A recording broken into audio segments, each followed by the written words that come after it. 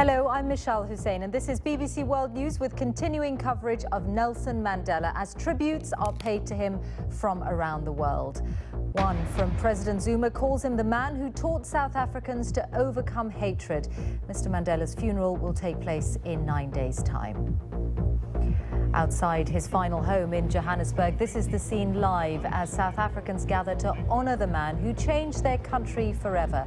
Other gatherings are taking place in other parts of South Africa. In Soweto, I'm Karin Giannone in Soweto, outside Nelson Mandela's former home. It's a very different scene. People are dancing and celebrating his life.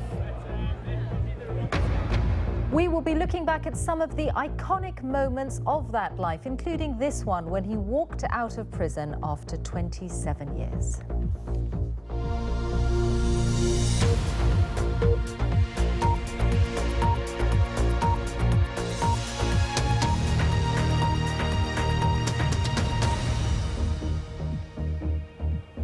Welcome. This is BBC World News with coverage, of course, of Nelson Mandela as he is remembered and as his life is celebrated in many different parts of the world. He was, of course, South Africa's first black president, but he also had a unique place in the public consciousness as a world leader, someone of international renown and someone who was loved and held in the utmost respect in many different corners of the world. Let's go live now to Soweto and the BBC's Karin Giannone, who's been broadcasting from the street, Karin, where Nelson Mandela once lived.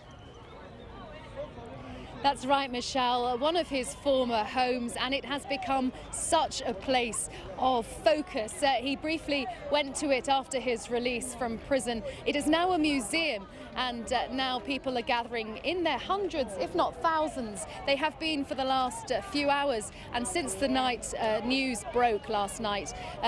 But I have to say, the festive atmosphere is somewhat surprising. It is chanting, it is celebration, it is singing in the streets, and the crowds are getting bigger and bigger. Now, one of the legacies of Nelson Mandela's terms in office, his whole life really, is this so-called Rainbow Nation after white minority rule was ended when he was voted into power in 1994 in the first democratic multicoloured elections. And the fear was among many sections of the white population that this would be the end of a civilized state in South Africa and that war or violence would continue. But something managed to be gripped back by Nelson Mandela. He managed to reassure people and help them feel that he was watching out for every section of South African society. But let's have this look from James Robbins on the legacy he's left the South African people. Nelson Mandela was born in 1918 in South Africa's Eastern Cape, a member of the local tribal royal household. In the 1950s in Johannesburg, when he set up as a lawyer in partnership with Oliver Tambo, their work, legal and political, challenged apartheid, the huge edifice of law which made racism legal and reserved for South Africa's white minority the wealth, power, education and jobs denied to the majority. The state crushed all opposition or defiance. There are many people who feel that it is useless and futile for us to continue talking peace and non-violence against a government whose reply is only savage attacks on an unarmed and defenseless people. Mandela led an armed campaign of ANC sabotage against the state. He was eventually arrested and charged with conspiracy to overthrow the government.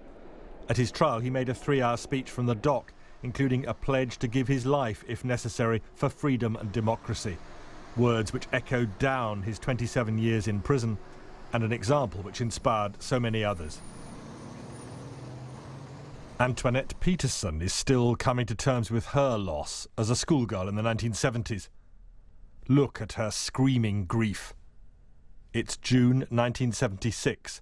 And her 13-year-old brother Hector has just been shot and killed by the police, first victim of the Soweto uprising. I never thought I would talk about what happened on the 16th of June, really. I never thought, because every time I spoke about it, I just become traumatized, confused. So I said, but Mandela went to prison for 27 years and he kept on going. Why can't I do the same?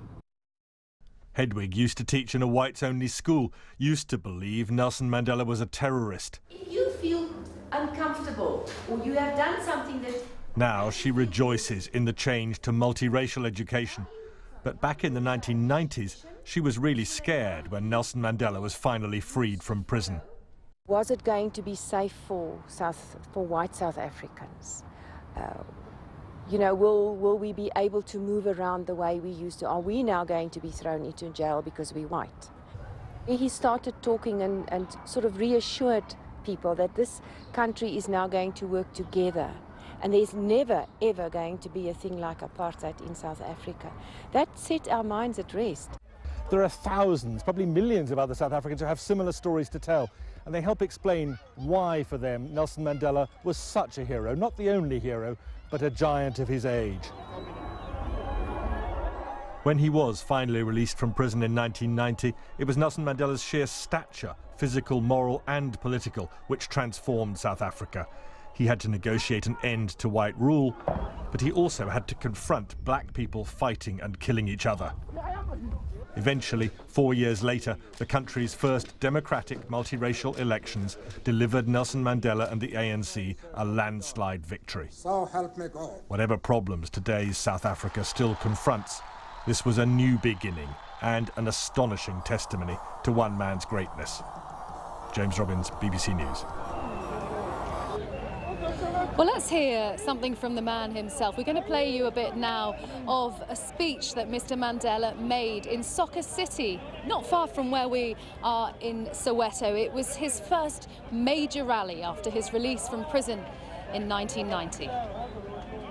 I appeal to you, therefore, as my comrade Walter has done, for discipline.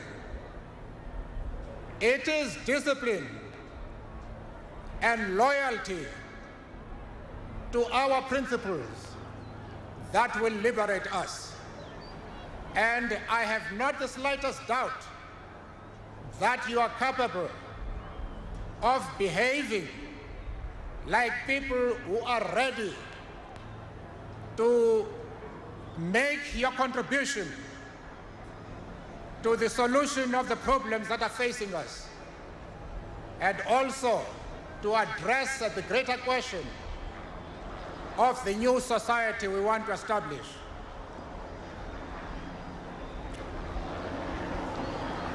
Comrades,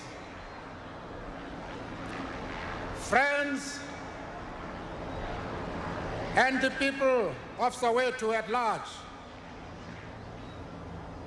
I greet you in the name of the heroic struggle of our people to establish justice and freedom for all in our country. One of the very first speeches that we heard from Nelson Mandela after he was freed from prison. Karin, you know, his story means so much to people from around the world. When I was growing up in the 1980s, it was the defining political issue of the moment. But you were born in South Africa, so it must have a very special significance for you. Yes, it really does, Mishal. I was born not far from here in central Johannesburg, and we left here in 1976, just a month or so after the Soweto uprising, just in these streets here where so much violence occurred, so much blood was shed. We've just been hearing from Nigel, our cameraman, who was an ambulance driver in that very episode, that there are bullet holes around here and in Nelson Mandela's former house in the walls still showing. So yes, even though we left the country and emigrated, the story of Nelson Mandela and then his emergence from prison as something we've watched so closely, and also for people like my parents who are very strong supporters of the anti-apartheid movement, it has just been an incredible story to watch happening from afar, and also to come here and experience the South Africa of now since 1994. And we can get a sense of that, because I can see that the scene behind you in Soweto, you know, there are people of different colours milling around right there. Such a different country to the one that you were born into.